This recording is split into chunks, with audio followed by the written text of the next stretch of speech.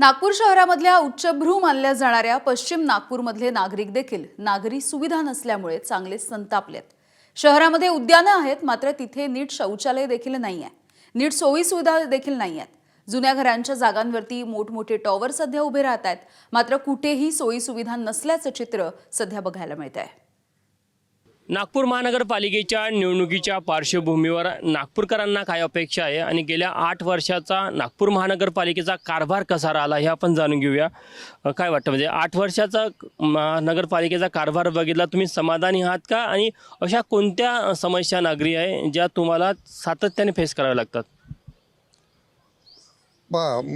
नागपूरमध्ये तर best city म्हणून आज इतक्यात झालेली आहे आणि नागपूरमधले रोड वगैरे चांगले झाले आहे। मध्ये आपल्या नागपूरचे LED बरेचसे रोड जे आहेत तिथं आजपर्यंत ते बरोबर ते वारंवार खराब होतात, त्याच्यामुळं गाड्या जाणं आणं बरेचसे लोक आहे ते ठीक करायला पाहिजे आहे। आणि आम्ही वॉक मागील 15 वर्षापासून या गार्डनमध्ये वॉक करतो आहे। या गार्डनमध्ये हे टॉयलेट जे 10 वर्षापूर्वी 15 वर्षापूर्वी होतं त्याच कंडिशनमध्ये आहे, इतक्या बेकार कंडिशनमध्ये आहे की कोणी जायला तिथं म्हणजे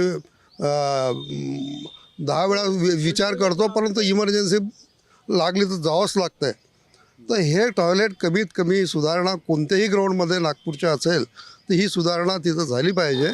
गड्डे भरपूर झालेले आहे आणि जे वॉटर सेवेज ट्रीटमेंटच्या ज्या गटर लाईन आहे त्या छोट्या पडत आहे, त्यामुळे गटर असे बाहेर वाहत जात आहे। त्याची बरेचदा आम्ही महानगरपालिकेवर कंप्लेंट केली।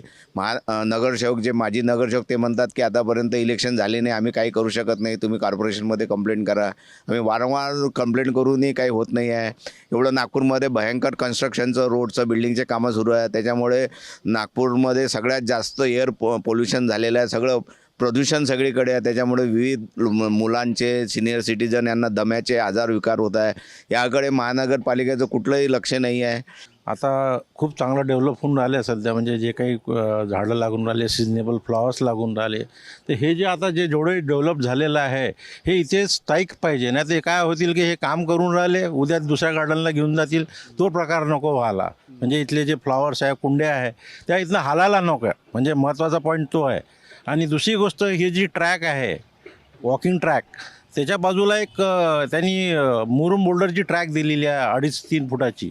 त्याच्यावरती त्यांनी ते जे पाथवे आहे तो म्हणजे दगडावरती आलेले आहे, त्याच्यामध्ये म्हणजे ज्येष्ठ नागरिक 1-2 पडले पण, तर त्याच्याकडे त्यांनी लक्ष देऊन ते मुरुम टाकून त्याला लेवल करायला पाहिजे। आहे ना, ती समस्या तर आहेच, साफसफाईची समस्या आहे। कारण यांनी सांगितलं ना की मी सुंदर सिटी व्हायला या मूलभूत जे आहेत त्या सुविधा उपलब्ध करून देणे यांचं कॉर्पोरेशनचं काम आहे, त्या त्यांनी पूर्ण कराव्या। आज नागपूरचे रस्ते अतिशय घाणेरड्या स्वरूपात पाहायला मिळतात आपल्याला। रस्ते स्वच्छ होत नाही, इथून साफसफाई होत नाही, बऱ्याच ठिकाणी घाण साठलेली रस्ते, कचरा पडलेला असतो, त्याची व्यवस्थित त्याचं नियोजन झालं पाहिजे। आणि नागपूर स्वच्छ सुंदर कसं होईल याच्याकडे सगळ्यात जास्त लक्ष दिलं पाहिजे।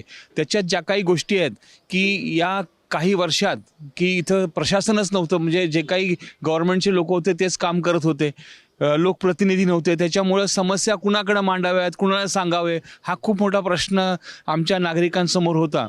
नागपुर के अंदर में पार्किंग की सबसे ज़्यादा व्यवस्था है, बिल्डिंग सब बड़ी बड़ी हो रही है। सीवरेज लाइन, गटर लाइन आज से 50 साल पहले की जो है वही है। जहाँ पे पहले एक मकान होता था वहाँ पे अभी 50-60 फ्लैट हो रहे हैं, लेकिन सीवरेज लाइन, रोड की जो पोजीशन है वो वहीं की वहीं है। त्याच्यामध्ये सुधारणा करणारे आणि ज्यांना सुधारणा पाहिजे त्याच्यामध्ये डिस्कनेक्ट आहे। या गार्डनच्या लोकांना काय सुविधा पाहिजेत हे ऑफिसमध्ये बसून ठरवू शकत नाही आहेत। आणि आमचं ऑब्झर्वेशन इथं असं आहे की हे असंच होत चाललेलं आहे।